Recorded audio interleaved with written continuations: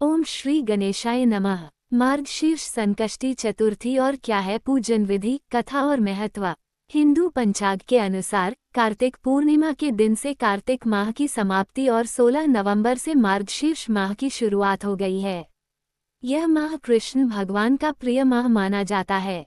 मार्गशीर्ष माह में प्रमुख त्योहार भी पड़ते हैं। मार्गशीर्ष माह के कृष्ण पक्ष की चतुर्थी संकष्टी चतुर्थी के नाम से जानी जाती है। संकष्टी चतुर्थी का हिंदू धर्म में बहुत महत्व है। इस साल ये तिथि 18 नवंबर के दिन पड़ रही है। संकष्टी चतुर्थी के दिन भगवान गणेश की पूजा की जाती है। ऐसी मान्यता है कि इस दिन भगवान गणेश की पूजा करने से सारे संकट दूर हो जाते हैं।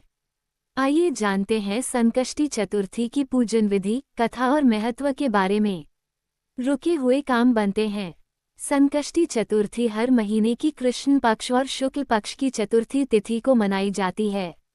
पूर्णिमा के बाद आने वाली चतुर्थी को संकष्टी चतुर्थी कहते हैं और अमावस्या के बाद आने वाली चतुर्थी को विनायक चतुर्थी कहते हैं। संकष्टी चतुर्थी को भगवान गणपति की आराधना करके विशेष वरदान प्राप्त किया जा सकता है और सेहत की समस्या को भी हमेशा के लिए खत्म किया जा सकता है। मार्गशीर्ष माह के कृष्ण पक्ष की चतुर्थी भी बहुत ही खास होती है। इस दिन व्रत रखने से पारिवारिक कलेश भी खत्म हो जाते हैं। यदि किसी जातक के जीवन में लगातार परेशानियां आ रही हैं तो उसे संकष्टी चतुर्थी के दिन शक्कर मिली दही में छाया देखकर भगवान गणेश को अर्पित करनी चाहिए। इससे रुके हुए काम बन जाते हैं।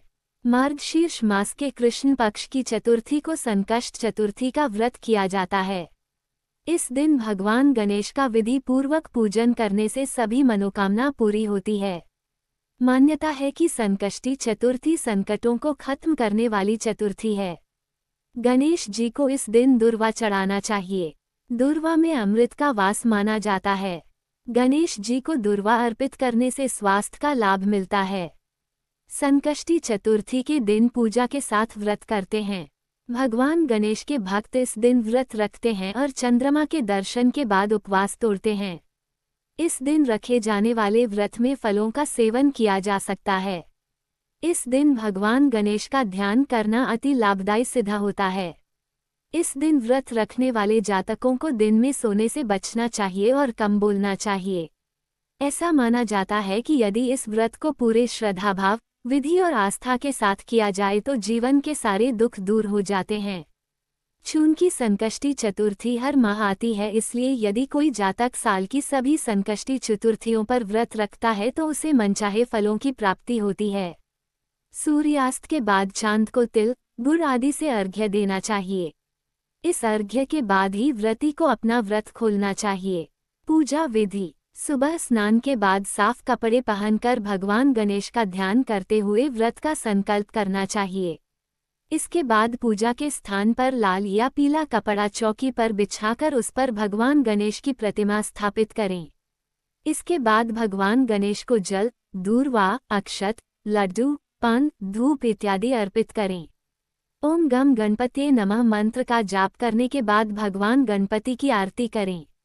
इसके बाद शाम के वक्त भी इसी तरह पूजा करें और चंद्रमा के दर्शन होने पर शहद, चंदन, रोली मिश्रित दूध से चंद्रमा को अर्घ्य दें। इसके बाद प्रसाद सब लोगों में प्रसाद बांटकर स्वयं भी ग्रहण करें। मार्गशीर्ष संकष्टी चतुर्थी व्रत कथा: त्रेता युग में राजा दशरथ वन में शिकार के लिए गए थे। उस दौरान उनके बाण से ब्राह्मण श्रवण कुमार की मृत्यु हो गई थी। श्रवण कुमार मात्र पितृभक्त थे। श्रवण के माता पिता नेत्र विहीन थे। श्रवण ही एकमात्र अपने माता पिता का सहारा थे। जब राजा दशरथ ने श्रवण के माता पिता को उनके पुत्र की मृत्यु की दुखद सूचना दी तो वे बहुत दुखी हुए। शोक से उन्होंने राजा दशरथ को शाप देते हुए अपने भी प्राणों का त्याग कर दिया और राजा दशरथ से बोले कि जिस प्रकार पुत्र वियोग में हम मृत्यु को प्राप्त हो गए, वैसे ही पुत्र वियोग में तुम्हारी भी मृत्यु होगी। शाप सुनकर राजा दशरथ बहुत दुखी हुए। जब रानी कैकेयी ने वरदान स्वरूप राजा दशरथ से राम को वनवास भेजने की मांग की। राम के साथ लक्ष्मण और सीता भी वनवास गए थे। वन में रावण ने सीता का हरण कर लिया।